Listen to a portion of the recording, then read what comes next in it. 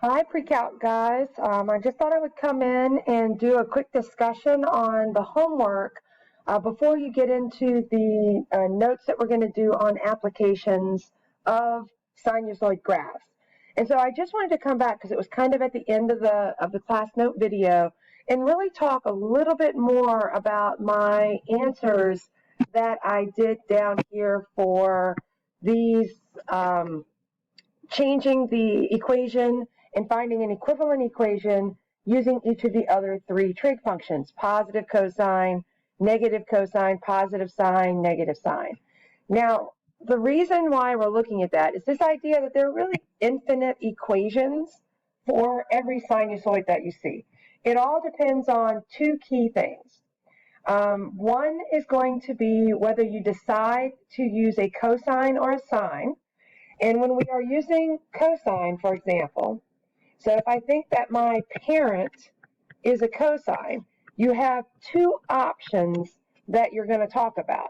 You can either do a parent cosine with no vertical flip, which would mean that the pattern that you start with is a max inflection, min inflection, max. So that means that your beginning point that you're going to use to set the phase shift has to be a max starting point, okay?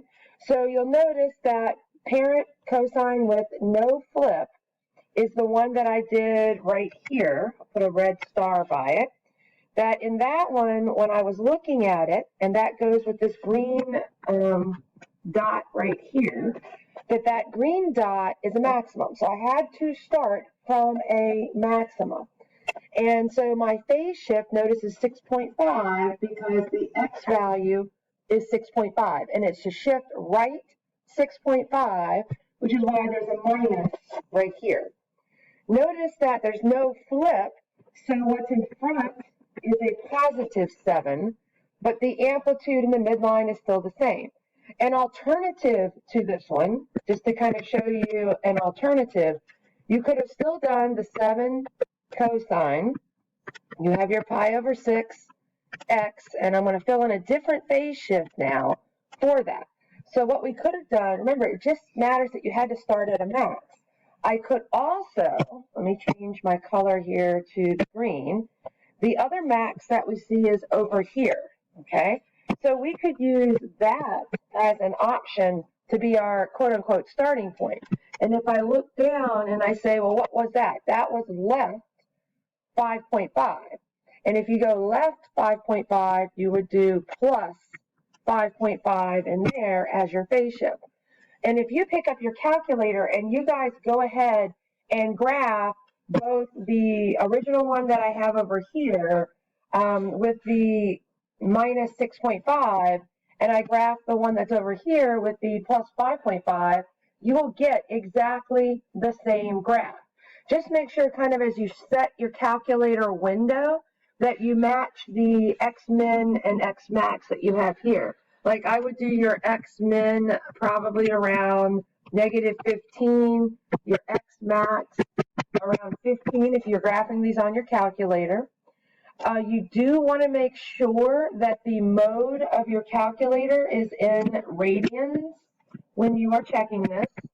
The reason that I know it's in radians has to do with the fact that the B coefficient is in terms of pi. And then typically in pretty much all of the applications we're going to do in the next set of notes, and we're using the calculator, you do want your mode to be in radians. And then we also want to kind of set our maxes and our mins. And remember that when we're looking at this, our max was equal to our midline, which is 5, plus your amplitude, so up to 12. So kind of make y max, because you want to see the max, not just go up to the max. So in your calculator, make that about 15. And then down here at the bottom, your min is going to be the 5 minus 7 or negative 2. So make your y min on your calculator around negative 5. And so these are calculator, not actual values. So that way, when you're graphing on the calculator, you can see the whole window. And that's going to be something important when we do applications, is knowing how to set your actual calculator window to do this. All right, let's go back over here and talk about what if you put a negative flip in it. All right, I'm going to change to purple here.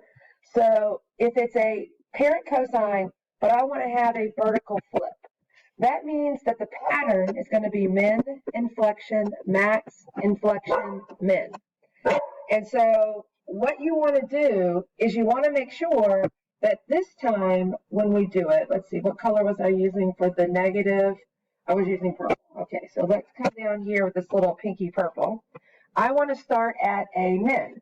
So notice that over here, where this minimum is, it's in pink, it's right at 1/2. And so that's why I used a half. Let's do an alternative for that. Okay, let me just move this up a little bit so I kind of keep these in line. So just move that up there. So if I was going to continue this and do this with a flipped cosine graph, okay, coming along in lines here, we could do f of x equals, we now have a negative in front. Okay, that's indicating that we're using the flipped cosine.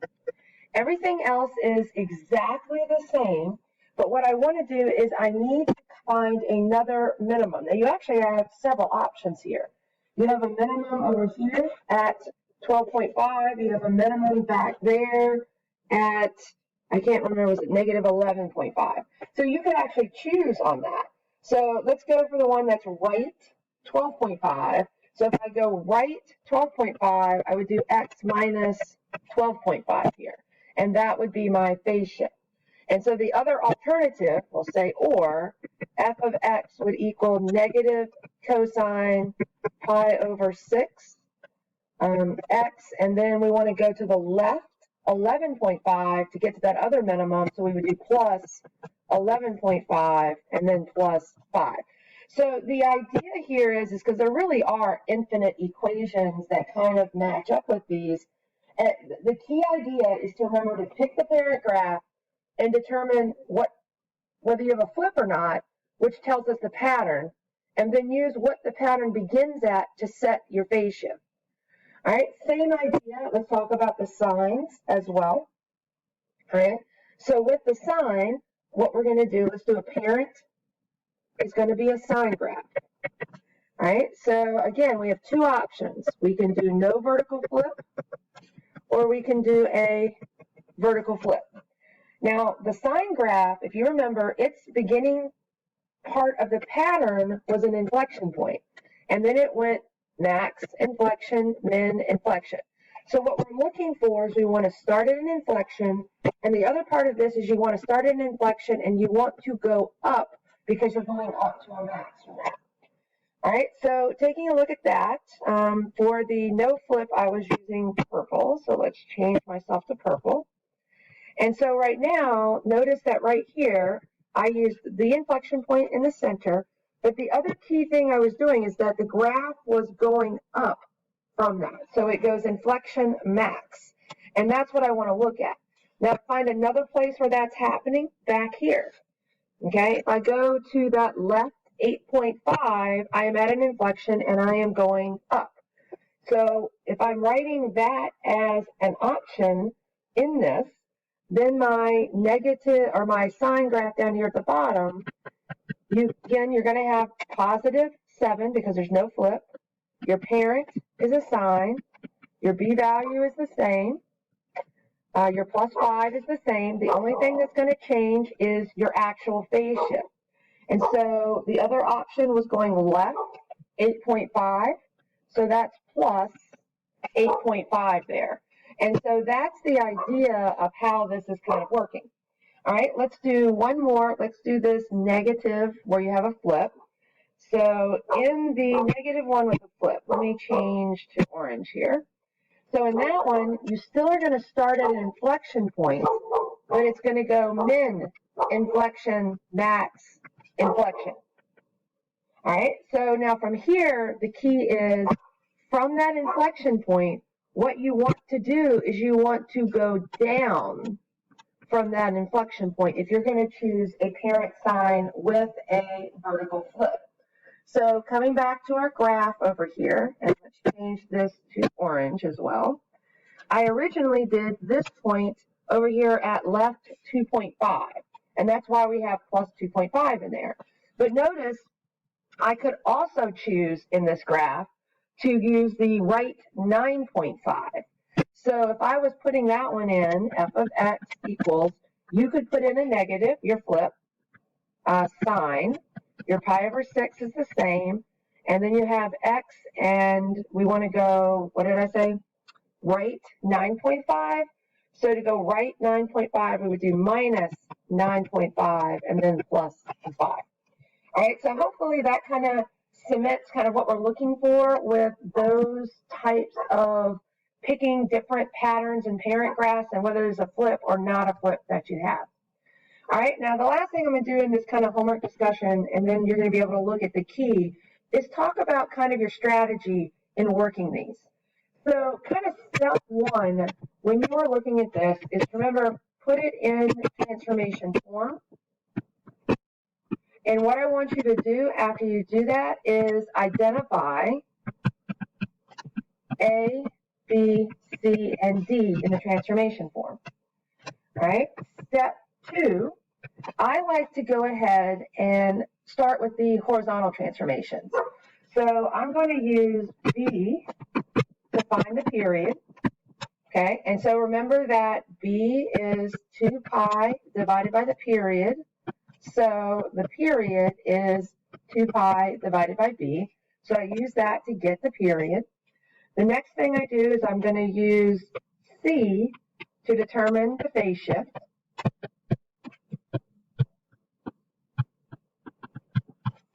Okay, and so basically C is the phase shift. So it's pretty just an idea of know whether you're going left or right and by how much.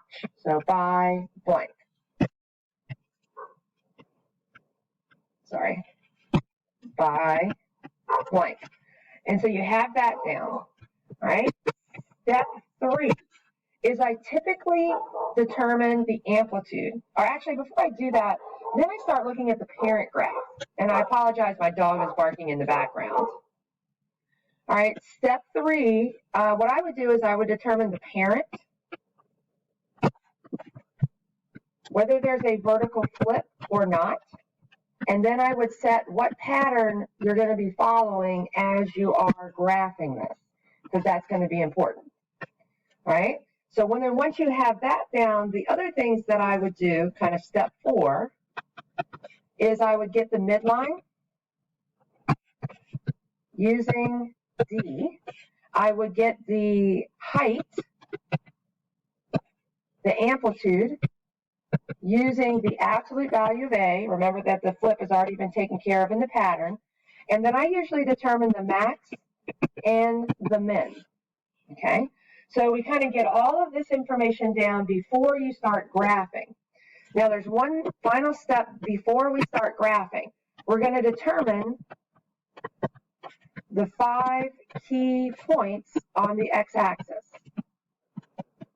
Now what you're going to do, and kind of what we were looking at for the one that we did, like if I was doing, just to kind of show you the 7 cosine pi over 6x minus 6.5. That once I'm looking at it, we had a phase shift of 6.5, and we had a period of this graph. Let me remind myself what the period was. I believe the period was 12, right? So the period was 12. So when you do your 5 key points, start with just the period and go, hey, if I went 0 to 12, halfway would be 6, halfway would be 3, halfway would be 9. So you figure out those 5 key points, use the period first. And then what you're going to do is you're going to take those 5 key points and then you're going to shift using your phase shift. And so if I have a right 6.5, that means add 6.5.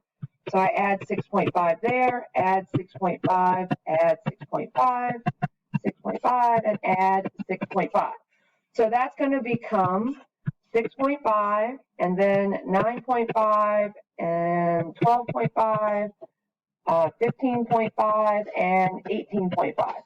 These are the key points that you're going to graph that period starting from beginning to end. All right, go ahead, make sure you try your homework, come back, and I will give you a key to this.